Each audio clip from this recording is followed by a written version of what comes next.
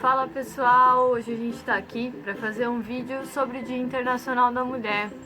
Começamos a fazer umas pesquisas sobre gerar algum conteúdo sobre esse assunto aqui nas nossas páginas, nas nossas redes sociais, e a gente encontrou um artigo muito interessante, na verdade a Ká encontrou na hora da gente buscar as coisas, sobre a luta pela inclusão de todas as mulheres nos esportes. É um artigo da revista Carta Capital, e a gente vai colocar os links também para quem quiser ler o artigo na íntegra, é muito bom.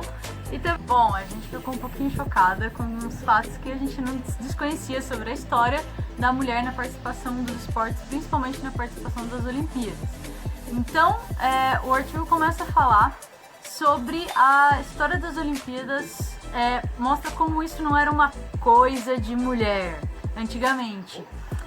Ele fala assim que as mulheres em Atenas, elas eram privadas de participar ativa como participantes ou passivamente como espectadores das Olimpíadas, dos Jogos Olímpicos na Antiguidade. Ele fala também que mulheres casadas, privadas de cidadania e, portanto, da vida pública e econômica, eram proibidas de assistir e participar dos Jogos Olímpicos sob pena de morte.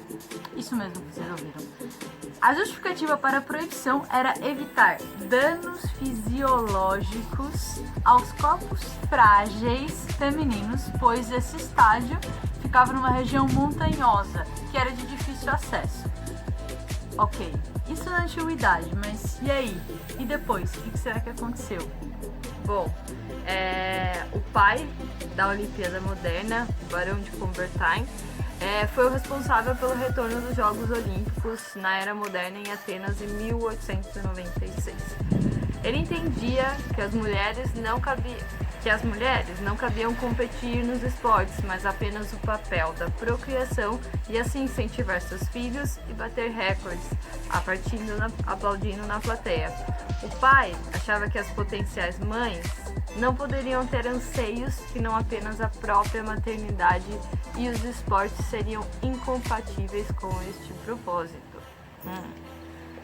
Assim, as mulheres foram excluídas de competirem também na Era Moderna, pois o Barão de Coubertin não estava sozinho. Em protesto a essa exclusão, a corredora Stamati Reviti, acho que é isso, não sei, uma corredora grega, desculpa, realizou o percurso da maratona fora do estádio no dia seguinte à realização da prova masculina em tempo inferior ao de alguns homens. O seu feito não foi reconhecido e Stamati não teve nenhum registro oficial sobre o seu tempo. As mulheres exigiam espaço no meio esportivo, mas o Comitê Olímpico Internacional, comandado por homens, não permitiu participação feminina ampla, mas apenas em determinadas modalidades. Bom, a gente teve depois a segunda edição das Olimpíadas, que foi em Paris em 1900. E as mulheres puderam participar extraoficialmente, somente nas provas de golfe e de tênis, pois eram considerados, esportes belos e que não envolviam contato físico.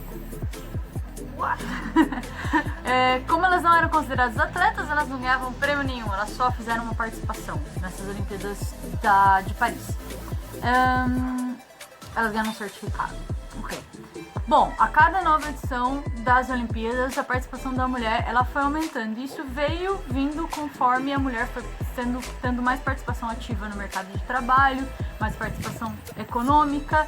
Isso tudo, essa mudança veio acompanhada com as mudanças na sociedade também. Mas isso é importante registrar que ninguém se iluda, com a ideia de que isso foi conquistado do dia para a noite, que foi uma evolução natural. Não, teve muita luta e muitas mulheres protestando para que elas pudessem ter direitos de competir, praticar os esportes assim como os homens. Para ter direito a tudo foi preciso muita luta, claro.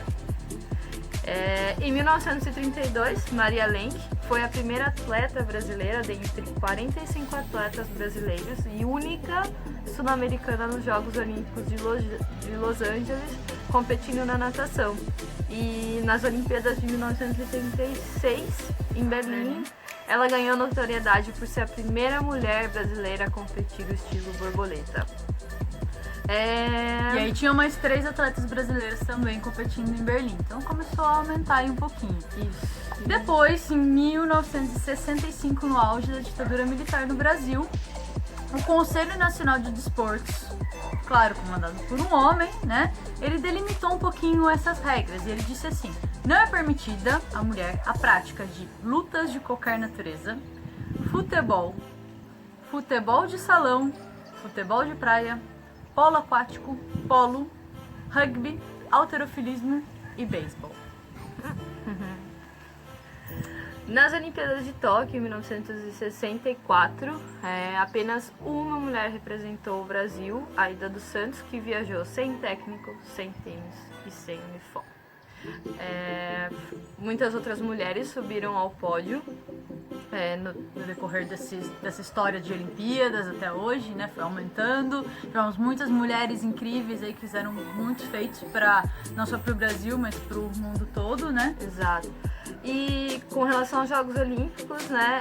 Eu acho assim, a gente tem conquistado certas coisas, a luta e as conquistas que a gente busca ainda são muitas, mas a gente já conquistou muita coisa, né? A gente, eu digo todas as mulheres que foram ativas nesse processo, mas é uma conquista que a delegação brasileira no Rio 2016 contava com quase 50% dos atletas eram mulheres, então 44,95. Pronto. Então isso é muito bom. Instituições desse tamanho, de tamanha representatividade nos esportes.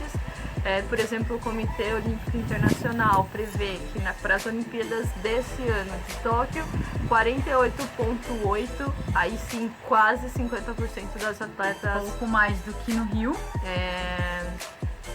sejam mulheres. Então, se tudo correr bem, teremos mais jogos femininos de todos os tempos, graças a uma luta grande que vem desde lá da antiguidade, desde o comecinho, as mulheres foram começando. Mas e aí, será que com essa quase igualdade de participação de mulher e homem nas Olimpíadas, a gente pode dizer que tem uma igualdade de gênero dentro dos esportes?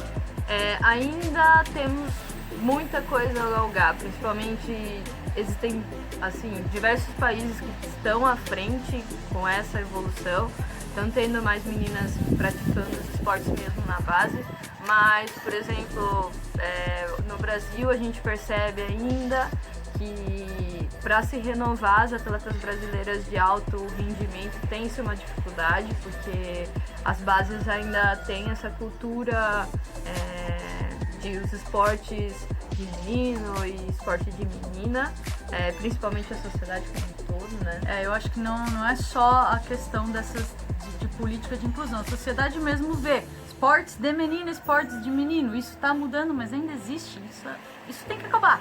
Então a gente tem que ter toda uma mobilização para que as meninas possam fazer os esportes que elas quiserem.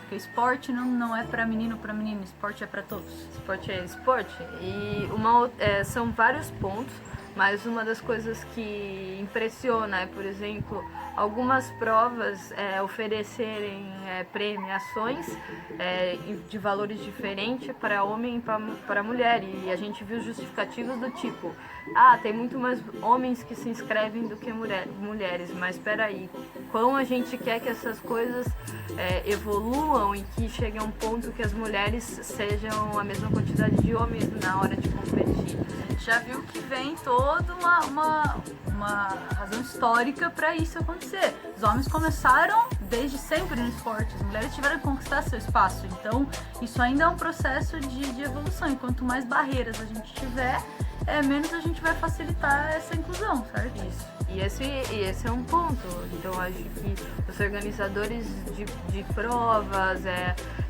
os coordenadores de instituições precisam buscar isso para que isso se torne algo natural, para que a gente não precise lutar mais por coisas que são direitos nossos, né?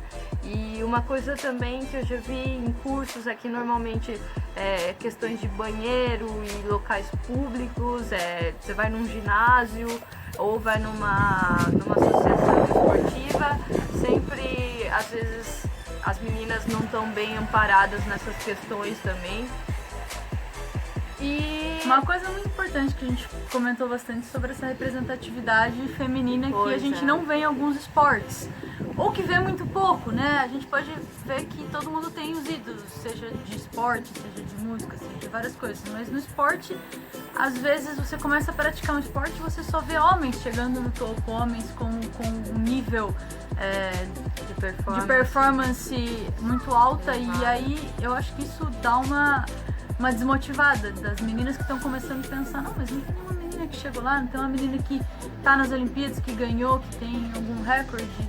E aí isso também é uma coisa que é muito importante, que cada vez mais tenham meninas em todas as modalidades e que sejam estimuladas a base, né? Que a base seja estimulada também.